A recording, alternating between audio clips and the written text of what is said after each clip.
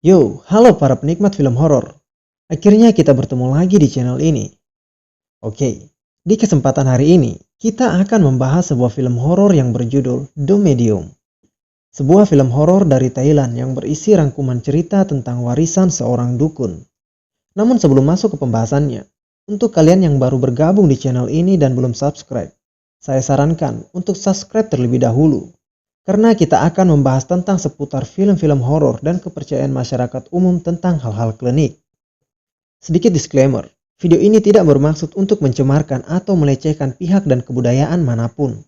Semua pembahasan yang ada di video ini diangkat menurut sudut pandang si pembuat video.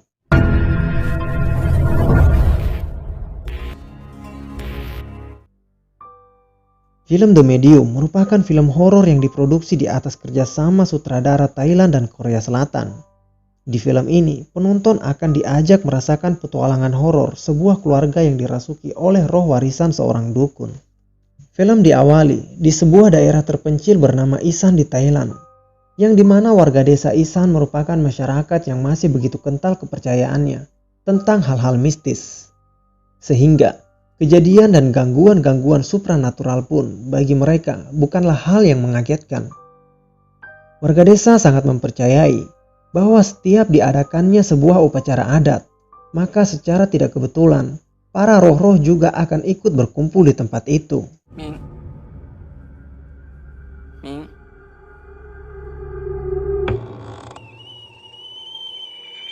Di sepanjang film, sekelompok tim dokumenter diceritakan mengikuti Nim yang adalah seorang dukun yang dirasuki oleh Dewa Bayan, yang melakukan praktiknya di Isan bagian utara. Saat mengikuti Nim, tim dokumenter tersebut lalu bertemu dengan salah seorang keponakan Nim yang bernama Ming, yang sangat bersikeras menyatakan bahwa dia tidak percaya sama sekali terhadap hal-hal yang berbau mistis. Namun bak senjata makan tuan, ketidakpercayaan Ming yang tidak tergoyahkan tersebut lantas berujung yang membawanya kepada petaka. Serentetan kejadian-kejadian aneh mulai menimpa Ming, dan Ming mulai mengalami kejadian-kejadian aneh yang tidak masuk akal. Mulai dari Ming yang merasakan sakit yang begitu sangat, mulai berhalusinasi hingga dia harus kehilangan jati diri dan kehilangan kendali atas dirinya sendiri. Nim yang melihat serentetan kejadian aneh yang menimpa keponakannya itu, mencoba menolongnya dengan melakukan sebuah ritual adat untuk menerima kehadiran Dewa Bayan. Karena awal kejadian aneh yang menimpa keponakannya ini, Nim beranggapan kalau keponakannya itu telah dipilih oleh Dewa Bayan sebagai penerus. Karena hal tersebut sangat mirip dengan kejadian yang dialami oleh Nim dulu saat pertama kali Dewa Bayan memilihnya sebagai penerus. Namun di luar dugaan, Noi yang adalah ibu dari Ming justru berusaha untuk menjauhkan putrinya itu dari Nim. Hal tersebut lantaran Noi maupun Ming tidak mempercayai tradisi kepercayaan tersebut. Hai, aku si Hasoy, aku. Hei. Namun hal tersebut tidak menghentikan Nim yang menyadari ada hal yang aneh dari keponakannya itu. Hingga Ming mulai menunjukkan sisi berbeda dari dirinya. Ia kerap kali bersikap seperti orang yang berbeda. Kadang seperti anak kecil, lalu tiba-tiba berubah menjadi orang tua, seorang pemabuk bahkan seorang pelacur. Saat itu Ming juga menyatakan kalau dia tidak ingin menjadi seorang dukun. Ming juga bercerita kalau dia bertemu seorang pria di dalam mimpinya, di mana pria tersebut membacakan mantra ke tubuhnya. Pria itu memegang senjata dan memenggal kepalanya.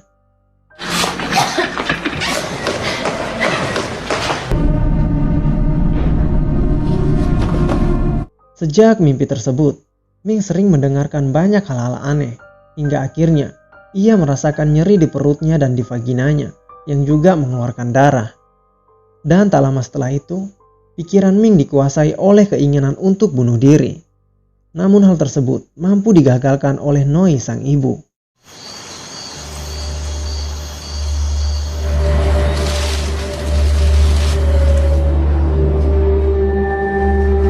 Namun dari kejadian tersebut terungkap kalau Ming pernah melakukan hubungan terlarang dengan saudara laki-lakinya Mike yang sudah meninggal bunuh diri. Meskipun begitu, Noi sang ibu tetap tidak tega melihat kondisi putrinya yang saat ini. Ia pun akhirnya memilih melakukan ritual-ritual pengusiran abal-abal untuk menyelamatkan putrinya, yang justru dapat mengundang roh-roh lain masuk ke dalam tubuh Ming tersebut. Karena melihat kondisi tubuh Ming saat ini bagaikan raga tanpa jiwa, sederhananya seperti wadah yang kosong.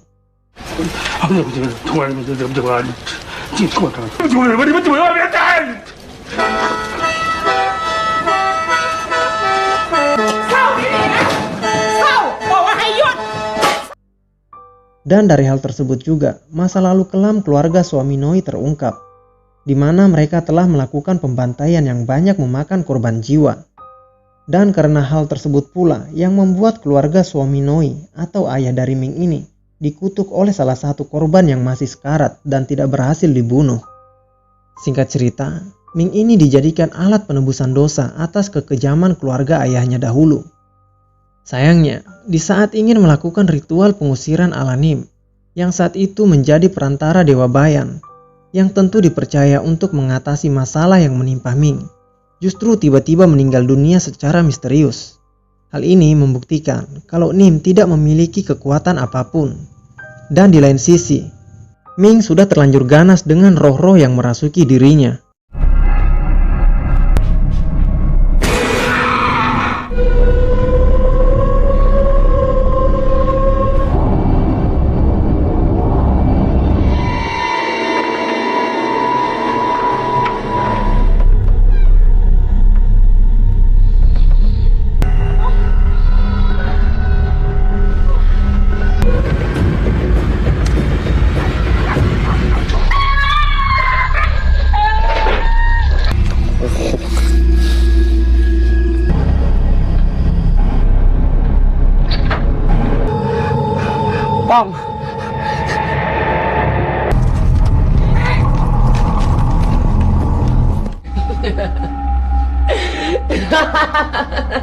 Cô คือย่าบายันไง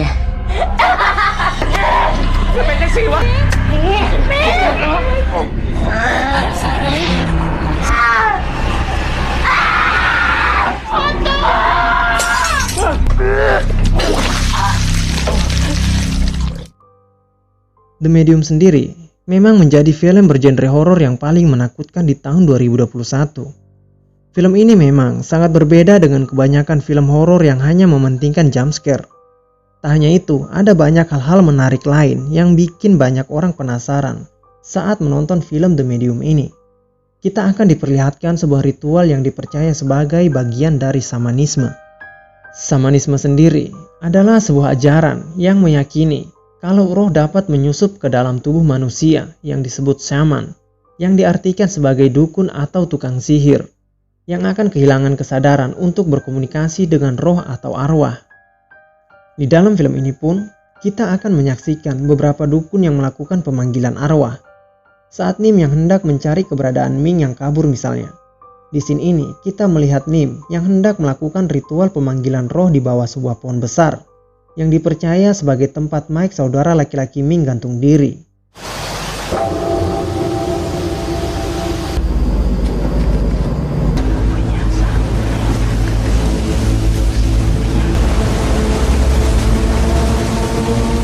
แล้วเราก็จะต้องทำพิธีในที่ที่ไอ้แม็กค่ะแค่ไอ้แม็กมันมาทำอะไรมิงได้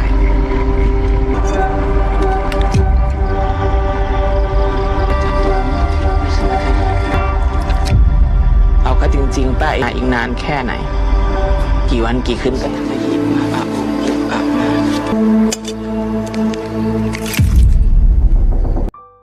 Di dalam kebudayaan Thailand di masa lampau pun, mereka menyebutnya dengan ritual Sayasat, yang adalah sebuah praktik upacara sihir ilmu hitam untuk mendapatkan keselamatan. Dan ritual ini sangat populer saat masa-masa Thailand melakukan peperangan, karena mereka percaya ritual ini membantu menjaga hidup. Kabarnya, praktik ini masih ada hingga sekarang. Bahkan banyak orang berpengaruh melakukan hal ini. Tujuannya tentu saja hanya untuk menjaga kekuasaan dan keselamatan mereka, agar tidak ada yang mengganggu. Di Indonesia sendiri, praktik perdukunan masih sangat populer, mulai dari praktik pemanggilan roh, santet, dan lain sebagainya. Hanya di Indonesia sendiri, praktik perdukunan ini sangat bertentangan dengan ajaran agama. Dalam ajaran Islam misalnya, Melakukan pemanggilan roh orang yang mati dianggap sebagai musyrik. Dan dalam ajaran Kristen pun begitu. Melakukan pemanggilan roh orang yang sudah mati dipandang sebagai penyesatan atau tipu daya iblis. Karena dalam ajaran Kristen sendiri tidak ada roh orang mati yang berkeliaran di bumi. Semua roh orang yang meninggal langsung diangkat untuk diadili di detik pertama dia meninggal. Jadi pertanyaannya, roh siapa yang dipanggil oleh para dukun ini? Itulah dia pekerjaan setan, memanipulasi manusia sedemikian rupa demi tujuan menyesatkan. Dia mampu hadir dengan berpura-pura sebagai roh orang yang sudah meninggal dan mampu memberikan informasi-informasi yang bersifat rahasia demi tujuan menyesatkan manusia. Seperti yang saya jelaskan sebelumnya, tidak ada roh orang meninggal yang berkeliaran di bumi. Jadi, apa yang dipanggil oleh sang dukun tersebut adalah setan atau iblis yang menyamar. Namun muncul pertanyaan tentang kebenaran informasi yang diungkapkan oleh roh tersebut. Dan informasi tersebut hanya diketahui oleh almarhum ketika masih hidup. Jawaban saya ya, iblis bisa mengetahui semua apa yang diperbuat manusia di dunia ini. Bahkan secara detail pun iblis tahu. Itu semua karena iblis adalah roh murni yang sudah ada sebelum manusia ada. Jadi dengan kata lain, dengan cara apapun seseorang itu meninggal, entah dengan cara bunuh diri, kecelakaan, atau dibunuh, roh orang tersebut langsung diangkat untuk diadili.